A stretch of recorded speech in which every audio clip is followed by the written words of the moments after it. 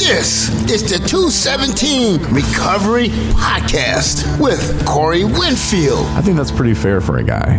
Once a quarter, 4 times a year, you trim toenails. If it needs to be done, it needs to be done. I don't think that you can go by the calendar year. You probably wish I would, because I probably maybe really do it like twice a year. And co-host Marney Winfield. The people that really are drawn to the 12-step program, one piece of those 12-step groups is because it's people from all different varieties and lengths of time of sobriety. It is the 11th of March, 2023. It's 3/11. Down, all you want to do. Yeah, my name's Corey Winfield. My name's Marney Winfield. Record will be out soon. 311 covers. I wonder how much money I'd make on that. I don't know. Like $8. Based on that little ditty, I don't know. Guess we'll find out soon enough, won't we? No, this is the 217 Recovery Podcast, and we haven't done a podcast in, I think, a week. It's been a minute. And we've been busy. Mm-hmm. We went to the Recovery Community Organization Conference or something like that. Mm-hmm. Some RDP training. It was a workshop. Okay. It was fun. It was cool. It was tiring. Mm-hmm. And we met some really cool people. Nick from Pier 360. I think they're in Bay City, Midland, Flint, somewhere over there. Mm-hmm. But we're going to hook up. He's going to do a podcast hopefully next week sometime. That's awesome. Yeah, over the phone. But he was a pretty funny character. And him and Justin, I guess, hit it off. And I can't wait to talk about their swimming adventure. Yeah, he texted me. He's like, hey, man, what was your dude's name? I was like, what? He's like, the guy I went swimming with. I was like, I don't know who you went swimming with, man. He was like, your guy. We were like up all night swimming together. Oh, see, I didn't even know about that. I said, oh, is that what we're calling it now? Calling it swimming? Okay, man. I just passed on the contact info. Yeah. Remember when you were like 8 or 9 and you went to summer camp and you met that girl, but you never got her name and then she left and you probably didn't think about that. Like a girl, maybe a guy, maybe a boy. And you're like, I'm never going to see him again, but man, we really hit it off. And they're gone the rest of like out of your life. No. Oh, well, that happened to me once. And I think that's what Nick was going through. Oh, okay. You know, like that one, he got away. Mm. So at least I connected him. I felt like I did something really good there. There you go. Mm-hmm. Hey, things happen. But no, well, let's start out with cats opening doors. Our cat, Luna, who's 1. Yeah, she's figured out how opens to doors now. How to get into the office. Yeah, she's trying to right now. And I don't know how many cats open doors, but it's very annoying because like that's the cool thing about doors, you can shut it, you know, and they don't go in there. But no, now she figures out how to open them. Yeah, I'm boggled by it all. How she's figured it out. We need to call. Oh, we do have a phone number. I just don't know it. I think it's actually, I do think I know it. 231-421-1903. Call us. Leave a message, and talk about cats opening doors. And we'll call you back. We'll discuss it with you. But no, I wanted to talk about, there's like 6 or 7 different things. I know you got some stuff you want to talk about. But before you get into your first topic, I'm going to talk about something that it was brought up to me maybe around Christmas time, maybe a little before that, where my mom had ran into an old friend of mine, my friend Brian. And Brian and I, we were good friends. And of course, drinking was a big thing. At least in my life, everything was a big thing. You know, if you didn't drink, then I'd hang out with you. And I think my drinking probably scared Brian a little bit. But Brian still drinks to this day, as far as I know. Well, that was his kind of excuse or reasoning for not reaching out to me and never like contacting me. And to be fair, I don't reach out to him either. Mm-hmm. But it's just, he said to my mom, well, yeah, you know, I'm proud of Corey. I'm glad he's doing good, but I don't really feel comfortable reaching out to him because I still drink. So he kind of felt like I'm off limits because he still drinks. Mm-hmm. And I was thinking about that earlier today. So I think about him quite often. Not about the time we shared in the pool or anything like that. Not like Nick and Justin got going on, but No, I just think about, some of the stuff because he was a funny guy. Brian was and is. And I really did like Brian, but I just am at this point where it's like, like it's been over 4 years since I've talked to him. So like, it doesn't mean I don't like him. And to know that he's feeling that kind of way, like he feels like he can't reach out because he still drinks, and I guess that's respect. I would think to some extent of that, if he calls me when he's drinking, he knows that I don't want to hear that. Right. And not that he would, but, I still talk to people who drink. All right. Who even do drugs. Sure. And I think it'd have to do with the context of why they're getting a hold of you and how the person is when they get a hold of you, obviously. But, I mean, we have tons of friendships that we value from, for more reasons than just drinking or, you know what I mean? I guess it's different. It would be a kind of a circumstantial thing of how did you know the person? What was your relationship like or friendship like when you knew them? And, was there substance to it, which is ironic that I'm using that word, but to the friendship relationship outside of, drinking and drugs. And I have lots of people that I can think of that you're right, I don't communicate with anymore. But if they were hesitating on reaching out to me because I've gotten sober and they still are, drinking or whatever, is it problematic in their life? Is it a high priority for them? Do they think there's nothing that we have in common because that's all we did together? Because that's what I did do with my friends when I was in active addiction. He's one of those guys, too, that didn't want any part of fantasy football with me. He was one of those that was like, I'll just not do fantasy football this year. And then he'd like slip up and like, hey, I'm in like 3 other leagues. And I'm like, wait, I thought you weren't doing fantasy football. But he just didn't want to do it with me because I was drunk and talking stupid stuff all the time, and I get it. I don't hold grudges against that, but the whole can't reach out to you now. I mean, there's probably a lot to do with it, but I'm still friends with his wife, Terry. I think she's cool. I don't think we've got Christmas cards from her, but we used to like send each other Christmas cards and stuff. Like Brian and Terry, I'd send his wife and him Christmas card. I used to autograph pictures and put them in there. Because that's what I did. And they'd send me Christmas cards, but maybe that's what I'll do is start sending them Christmas cards again. Or maybe I'll just write them a letter and be like, look, bro, here's a new picture of me. I don't know. But I just kind of wanted to bring that up because I'm sure I'm not the only one who's kind of went through that. Because even though, I'm clean, I'm sober, I'm doing good things, I don't talk to everybody that I used to. And Brian, I was probably a really bad influence on him.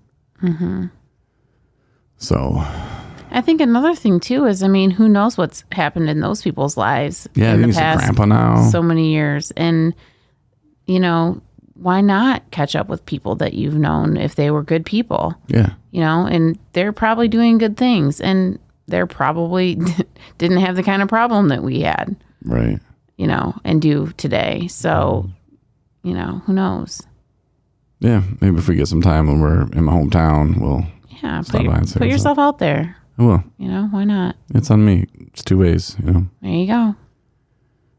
So you were going to talk about something too, I think. Oh, my epiphany.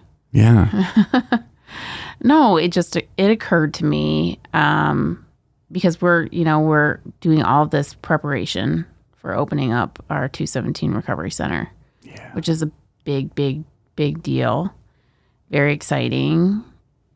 You had a lot of hesitation and worry about it, and probably still do, but just not going to vocalize that part. No, but it's really good stuff, and there's lots of good things happening, and we're putting all the pieces together and making it make sense, and making sure it is how the best it can be, because we're in charge of it. So, even I'm feeling a little bit stressed about that piece. Yeah, for sure. But it occurred to me when we were talking about hiring these recovery coaches, because we're going to have certified peer recovery coaches that are going to be available for individuals to meet with free of charge. And that's a really awesome resource to have to offer. Mm-hmm. So in doing so, we're going to do our due diligence to make sure that the people are, qualified and safe and et cetera, et cetera. But in kind of reflecting on what a peer recovery coach is, and I guess the structure of what it would look like within the recovery center, I was like, well, we're going to need good qualified individuals. That's what we're looking for. The next piece is do we hire, because I guess I was going back to like the whole training of it all, because you and I both went through that training. And there's a piece where they talk about, ethics of recovery coaching. And one of the pieces is that they have in this training is that essentially the messaging is that males should be with male recovery coaches and females should be with female recovery coaches.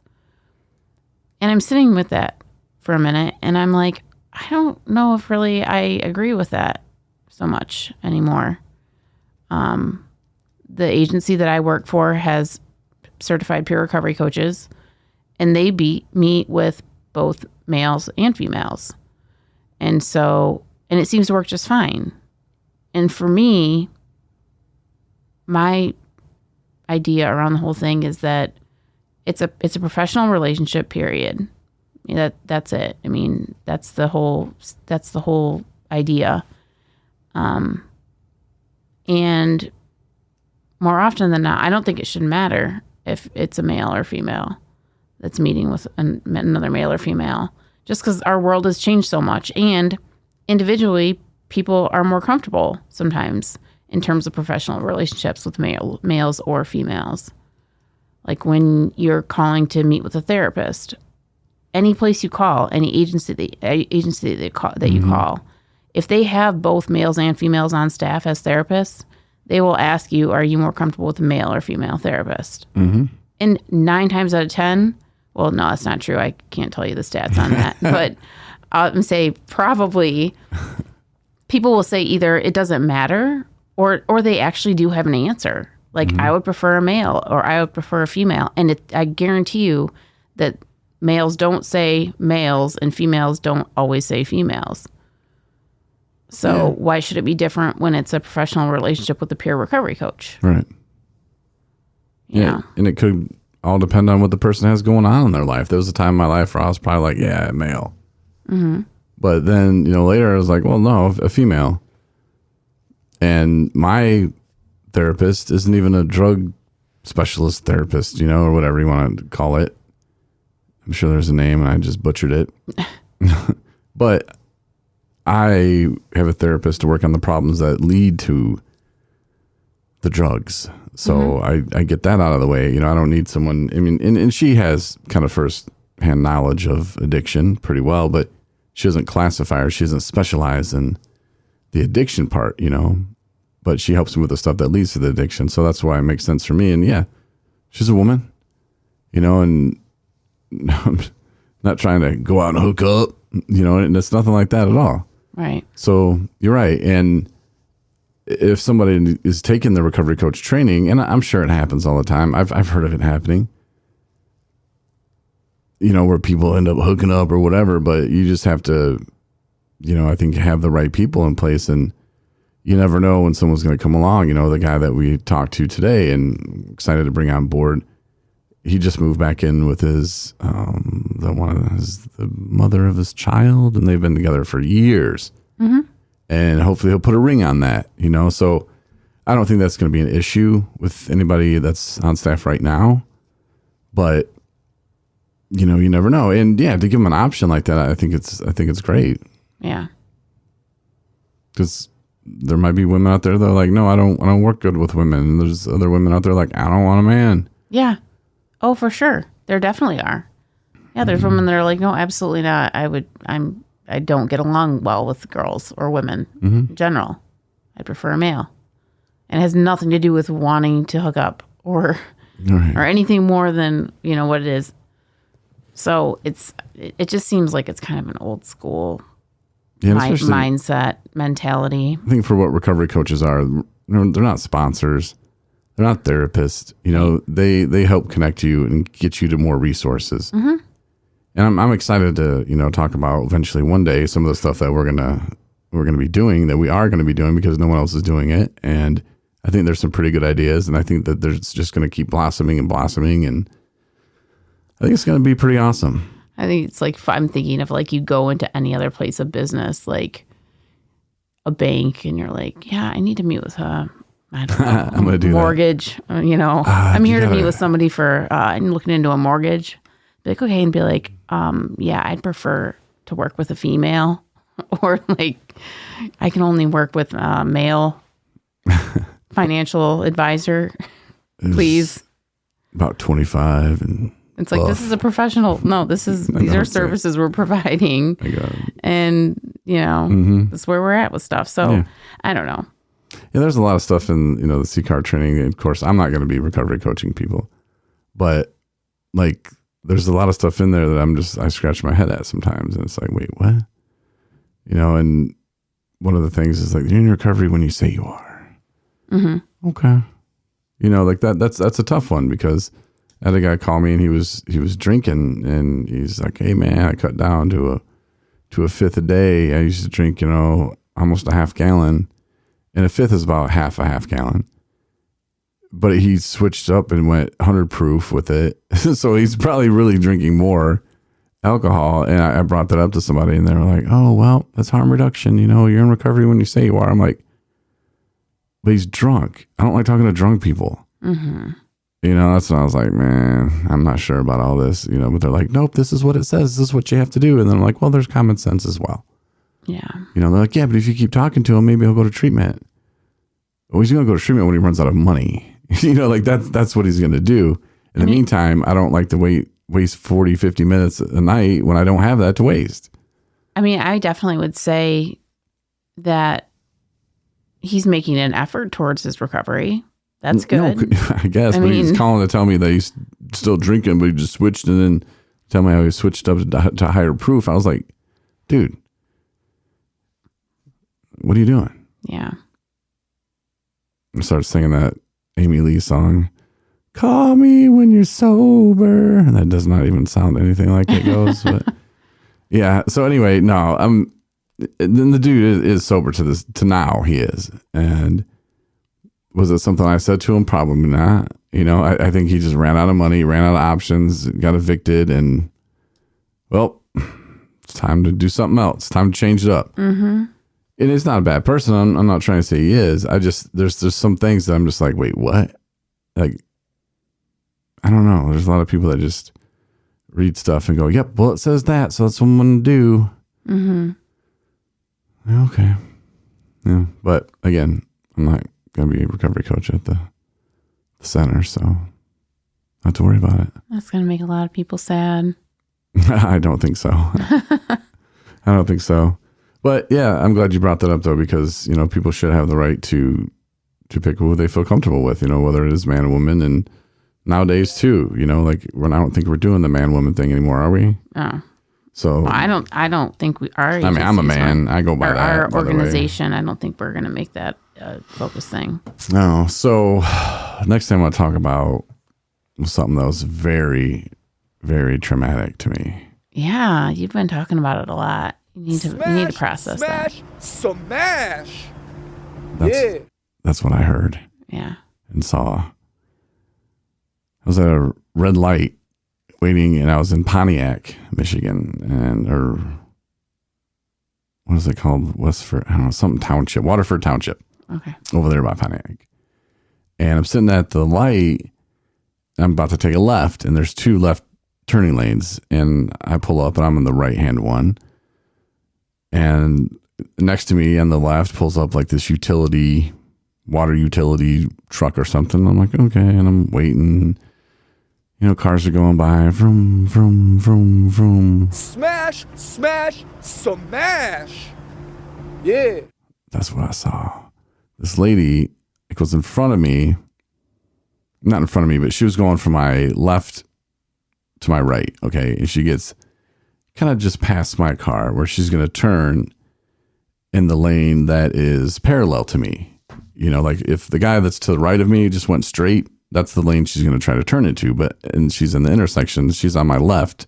Like I said, going left to right. Mm-hmm. We'll call it east to west, whatever. And she goes to turn, and then this truck just, no brakes, nothing, just smashed it.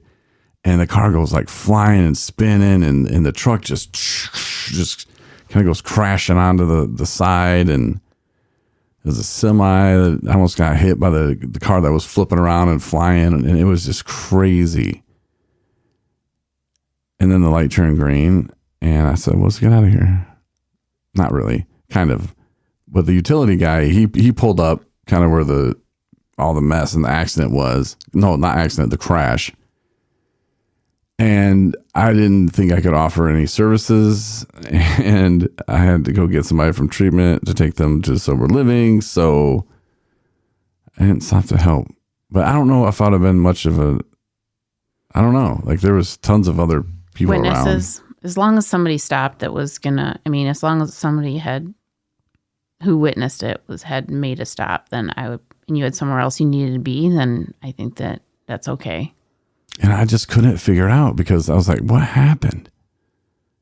In that intersection, the left arrow turns green first. So I'm like, well, he didn't run the light, or did he? Were they both trying to beat the light? Maybe she had blinking green and he had green. She had blinking yellow. Blinking yellow, and he had blinking yellow, sorry, and he had green. And then he just was going about his business. She thought she could make it. Or maybe hers was blinking yellow and then turned to red, and she's like, oh, I'm still here. Yeah. And she went, and maybe his was going from yellow to red, and he's like, nah, I run lights every day. But the fact that there was no brakes hit, like, did he kind of look up and he was driving? He was definitely speeding. And did he look up and say, oh, I'm about to, hold on, I got a text from, I don't know. It was just so crazy because there was no brakes involved. And it was just so violent and just happened. Like, man, if I had a dash cam, like that would have been front row seat.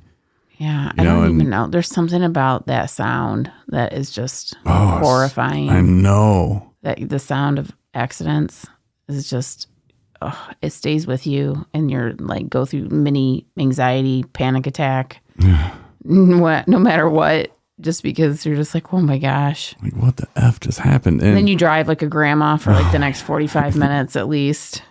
It was crazy. I had to go get some gas. I was like, I can't get that lady yet. I got to just go get some gas. Like, I need some beef jerky and some Skittles. And you just get out for a minute, take a deep breath. And I was just like, what happened? And I'm trying to figure it out. I'm like, wow, like, that was so crazy. And like I drove through ice and snow all the way to the place. I mean, it was crazy. Like the roads were so bad. So I was already up on the wheel and a little edgy and a little nervous. And it was probably like, it was like a 3.5 hour trip for me to get to there. Or maybe it was like 4 with the roads being bad. And I'd say the first 3 hours were just hell. Up on the wheel, seeing semis, cars off in the ditch on the interstate. It was crazy. And then I get there and it's like, oh, finally the roads are clearing up. And smash. That was nuts, but hopefully they're okay. And it was pretty bad. Yeah. It really was. Yeah, you were pretty worked up about it. Yeah, it was nuts. So just be careful if you're trying to run lights. Don't be turning in front of people because you never know if they're looking. Yeah, that's the whole thing is it's not about if you're a good driver. You have to always be on the defense driving because people will do stupid stuff. You know, it was funny too because Justin had a ride as well for 217 recovery, and he took off about 15 minutes before I did, and I ended up passing him on the freeway. So I was driving really fast, but he was going like 45 miles an hour on the 75 mile an hour. Did you give him thumbs up? I'm like, hey, good job. Well, he texted me. I'm like, bro, I'm glad you're going slow, but stop texting. Oh, yeah. Justin. I mean, it was nice to see him going so slow, but I was like, Yeah, for sure. And the recovery center was something I want to talk about, but I guess we already talked about that. Sort of. We're gonna do some sort of grand opening, something or another. Details to come. Mm-hmm. So if you're in the Traverse City, Northern Michigan area, feel free. And as soon as we get organized with staff and we're going to have to get a schedule in place, what I really want to do is I'm going to try to find the gaps in where meetings are in the Traverse City area. It's going to be exciting. I'm really excited about it. And yeah, we still have tons of work to do and to get it organized.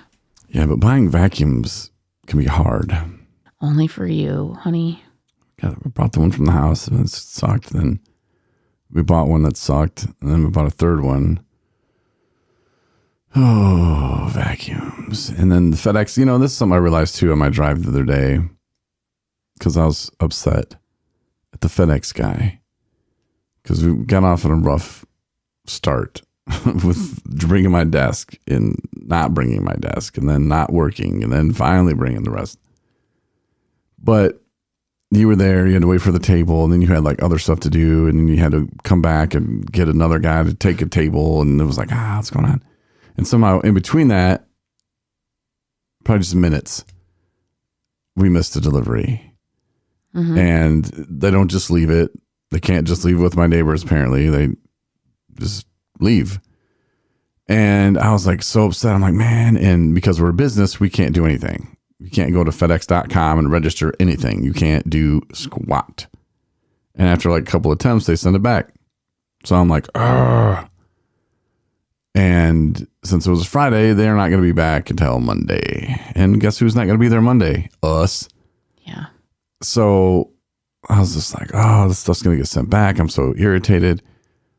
And then I started realizing I had a role in this. I really wasn't mad at the FedEx guy. That's his job. He did exactly what he was supposed to do. Yeah. I think I was mad because I didn't leave a note saying, hey, FedEx guy, leave the stuff across the way or call this number. I didn't do any of that. And since I already had this run-in problem with that stuff happening, it seems like I should have thought of that. Mm-hmm. But I didn't. And in fairness, it said it was supposed to come Monday actually it was an 8-day window. And that's why I was kind of hesitant to even order this stuff. But I was well, whatever. Maybe it'll come when I'm there. But I had no idea it was even coming.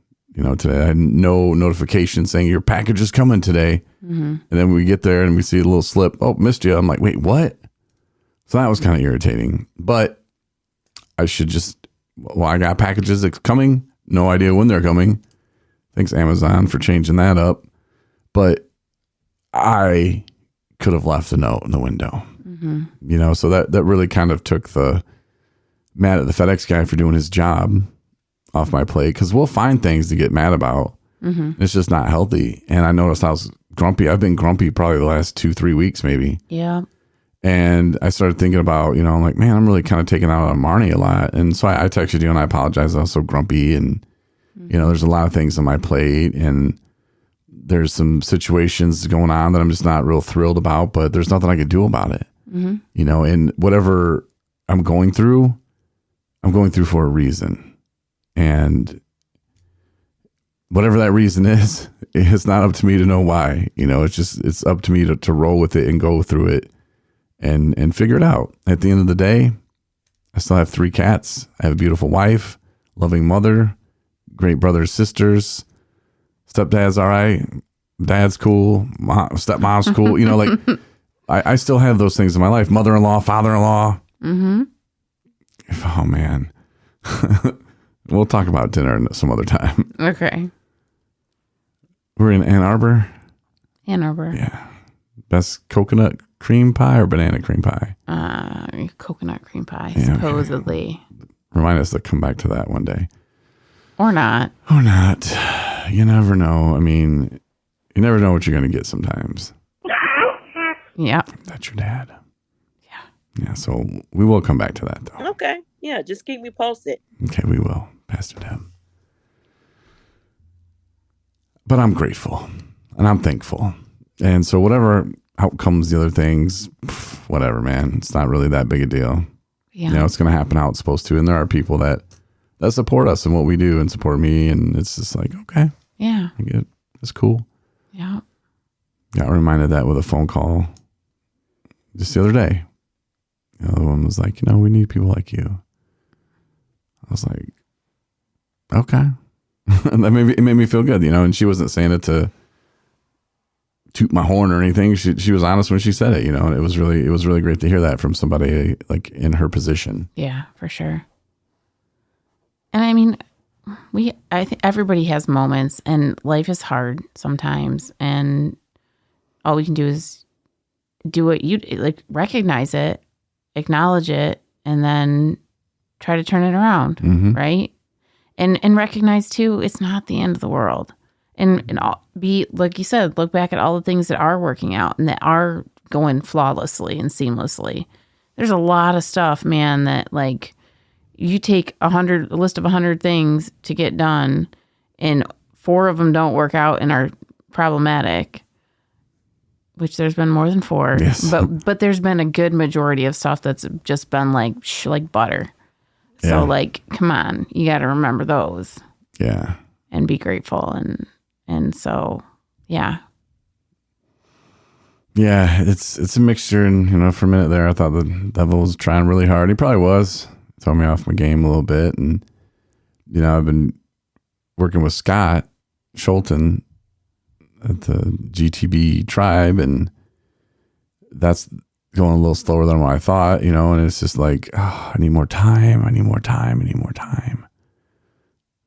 So like you need more time available is what you mean? Yes. Like more available minutes in the day. Yes. And Scott's busy too sometimes. So it's like, and Thursdays though, we try to hook it up, but we'll be moving pretty fast from here on out with that. And I'm pretty excited to see what they're going to do. And, just the other day too, I got I don't know, you can call it a test or whatever, but we all get hit with these moments in life sometimes where it's like, wait, what? And especially if you react, it's probably not going to go as well as you want it to. And whether you're hurt, whether you're offended, whether you're, you'll call it mad or pissed off, but really that there's something else that's hurt, disrespected, whatever it is. You have to take those moments too as they come, because they'll catch you off guard. The other day I got one of those and it was like, wait, what? I was like, oh, hell no. And I wanted to fire back. And I was like, you know what? Why? That person's going through something. I don't know. They're trying to draw me off sides. I really don't have time for that. So I just delete it and block, like, all right, cool. Don't even really know you anyway. See ya. Like I really don't have time for that kind of little whatever it was trying to get started. I don't have time for that, and you'll get those from time to time, and you don't know what that person's going through. You don't know what's going through their mind, but I really don't have time for that. People trying to draw me off sides like that. And looking back, it's like, oh yeah, I could have fired back. I could have reacted, but I didn't. And I just chose to act. So when you do that, and then you look back at it a week later or 3 days, or however long it's been, and you realize like, okay, I'm so glad I chose to act instead of react. It's like, what are my options here? I can fire back some, whatever, or I could just act and, okay, well, I'm deleting that and I'm blocking that person. Move on. Like it says, like it's not my friend Brian or nothing. I've been like, Brian, what are you doing, bro?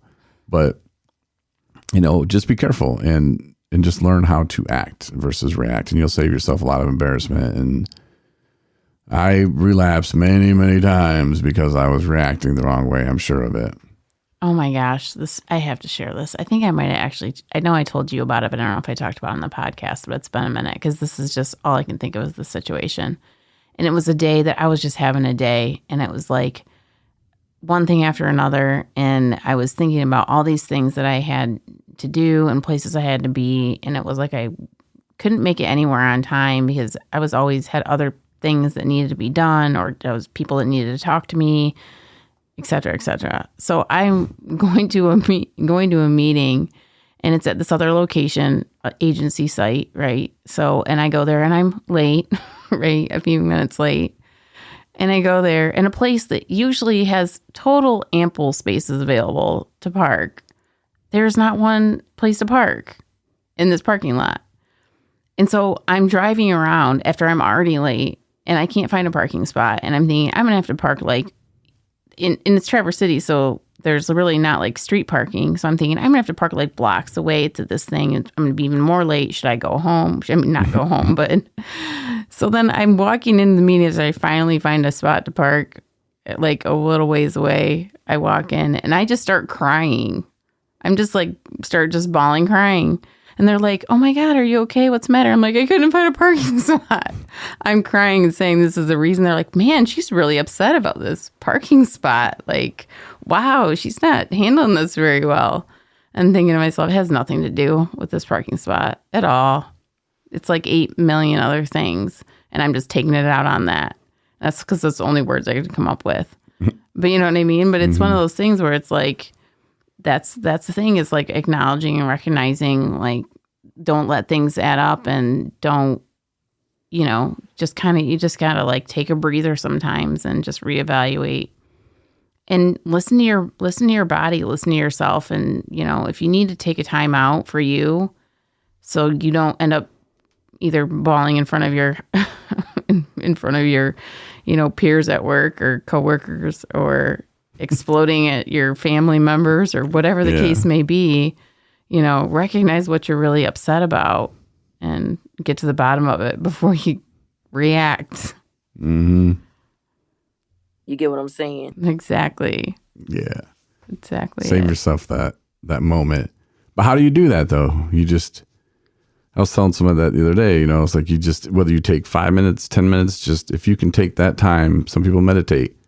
You can just sit there and just really get in tune with how you're feeling. And I think that a lot of times in treatment centers, they'll go around, how are you feeling today? And some people are like, oh. But I think they're missing the point when they just ask you that. I think they should just have everybody sit there for 5 minutes, don't say anything, and just really get in tune with how you're feeling. Like, how are you feeling? Are you overwhelmed? Are you anxious? Are you annoyed? Are you confused? You know, what is going on inside you? And then start to like kind of dissect it a little bit and like, okay, well, I'm overwhelmed. Well, what can I do? I can make a list. And what do I need to get done today?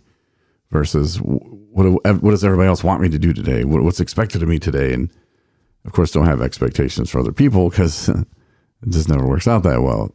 But at least you can have a list, you know, just go through it and get in tune, I think would be the way to go. But I guess I answered my own question. Maybe. I don't know, unless you have a different answer, which I'm sure you do. No, I think that's being mindful of where you're at, I think is great. And sometimes, I think lots of times we just stick to the answer, I'm good.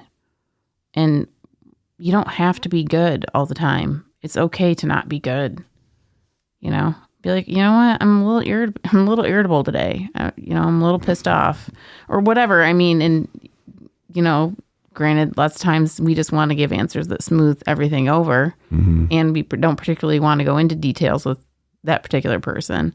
But, I mean, it is okay to not be okay. Yeah, and when someone asks you, hey, how you doing?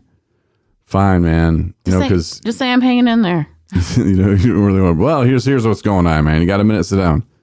And they don't want that either, but who you need to answer that to is yourself. You know, how am I feeling today? Yeah, check in with yourself for sure. So let's take 5 minutes of silence and let's let people get in tune how they're feeling. Put on some elevator music. Wah, wah, wah, wah.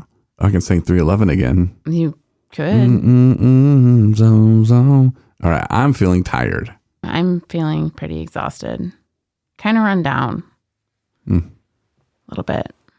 Well, you look pretty. Oh, well, thank you. Thank you. Now, with that said, we are tired and we're beat. We had a long week, but we appreciate you sticking around to hear us chat about our week and what's going on in our lives and recovery. And very, very exciting time for us. Very exciting time. Get the app if you don't have the 217 Recovery app. I think in the App Store, you have to search 217 Recovery Podcast maybe. And then the Google Play Store, I think you can just do 217 Recovery. But there's links also on our website at 217recovery.com, which will be updated soon. new pictures, new content, new videos, new all kinds of stuff. Me singing 311 songs, probably not going to be on there. No, it won't be. All right. Be careful at stoplights, and we'll talk to you next time we talk to you. Have a good weekend, everybody. Thanks for listening to the 217 Recovery Podcast. Win a bunch of free shit from 217 Recovery. Go to the app or the website, 217recovery.com.